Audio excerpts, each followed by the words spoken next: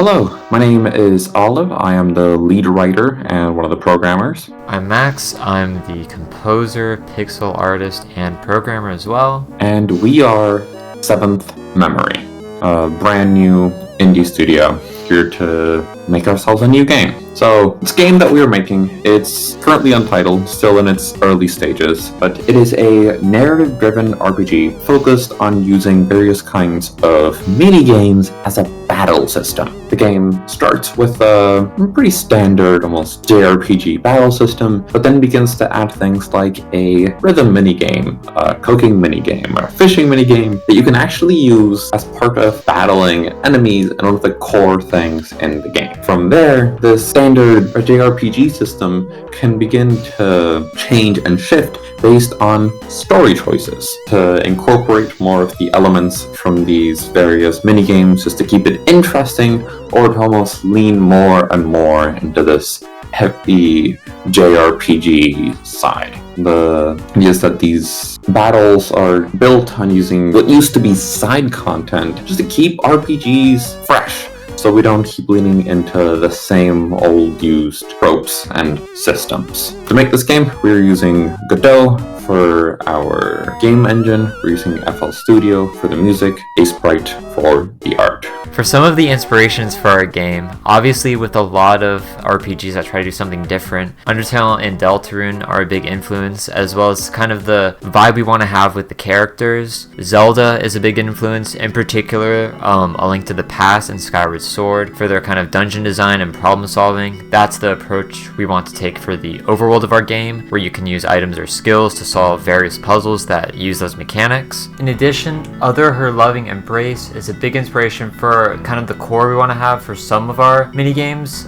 and then we can branch off of that as we kind of focus on different mechanics, change things up, but it's big inspiration for the style. Obviously, as development goes on, we're going to diverge from that significantly, but it was a big source of inspiration for some of the ways we went about things in our game. Everhood is also a big influence for what we want to do with the rhythm game, as well as Mother 3, with how it handles the kind of tying in music to the rhythm and combat. And Final Fantasy was also an influence partway through our current development, just because it made us think about a lot of systems and how we can subvert them or make them different in a kind of interesting way. In terms of what's done, we have some overworld systems that we can build off of easily, and we're just mostly working on a lot of tooling to make that stuff easier in the future. We're also starting work on the battle system, trying to get the core systems done so then we can attach in the little mini games and goals that we want to add, as well as figure out a system where we can add enemies and attacks and tie it all together in a really easy way that allows us to just very easily iterate and prototype enemies. What's to be done and our kind of goals for the month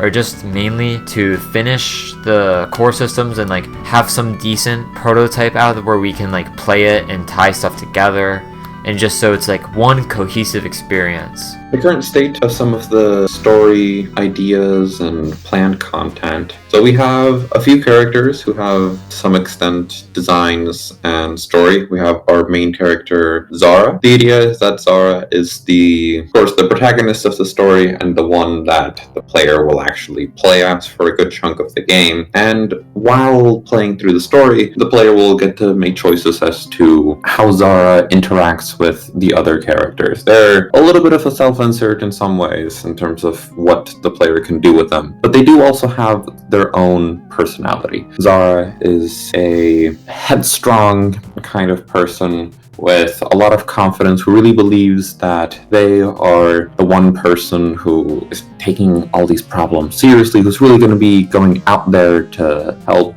save the world. We also have our almost little brother-like character, Jay. The idea of Jay is that he is a little obnoxious at times.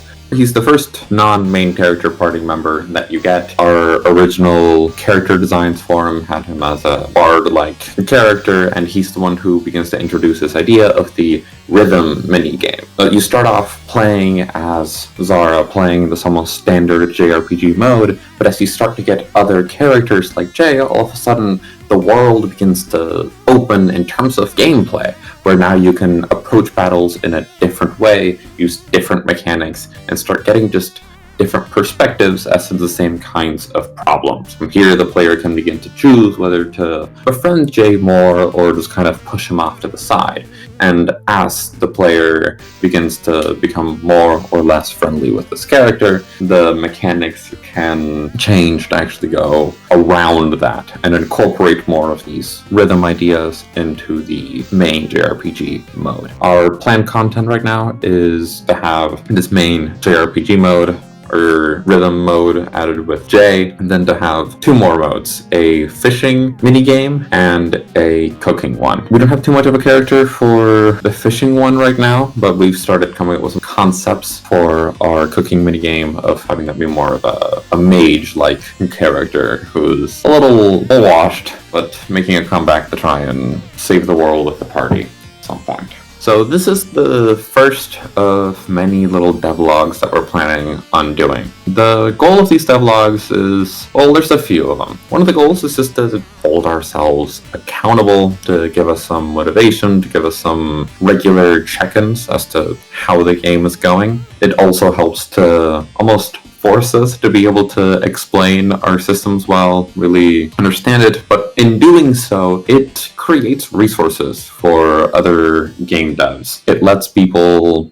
catch up on the story so far, etc., as well as a monthly recap on Substack, where we'll just give a little bit of a written overview instead of a verbal one. If any of this interests you, feel free to like and subscribe to follow the process of making this game, anything about its release, as well as just learn how it's made. Next week's video I will make, and that will be on part of our overworld systems that I've made so far, diving into the code behind them, the ideas behind them, and how we're scaling them and how we can use them, as well as some of the problem solving we did. So thank you for watching. Bye-bye.